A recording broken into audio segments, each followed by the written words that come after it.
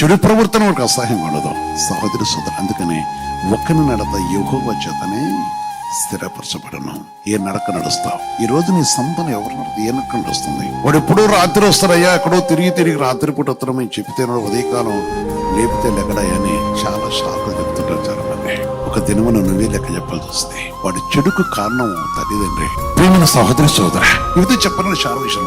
ప్రతి తల్లిదండ్రి పరిశుద్ధాత్మ దేవుని బట్టే నడి సముద్రములో సుడిగాలిలో చుట్టుకుంటుని ఈ లోకమైన నడి సముద్రం అనేకులు సుడిగాలి చుట్టుకున్నప్పుడు అక్కడ పడవగను చుట్టుకుంటే దానికి దరి దొరకదు. అది చారాలో తెలియదు, కోటంగా మార్గమే తెలియదు. అందుకే అలాంటి ఈ లోకములో అనేకులు కాని నడతలతో చుట్టుకుని ఉన్నారు. అనేకులు కాని నడతలతో చుట్టుకొని బందీలై ఉన్నారు, బంధకమును ఉన్నారు. అలాంటి బంధకంలో ఉండకుండా యవనస్తులారా, నాకు ప్రియమైన సహోదరి సోదరులారా, పరిశుద్ధాత్మ దేవుని యొక్క నామను బట్టి పరిశుద్ధుడు చదివిస్తున్న వాటిని బట్టి ఒకరి నడత యెహోవా చేత స్థిరపరచడం నీ ఊహించుకున్నట్టు స్థిరమైనది కాదు.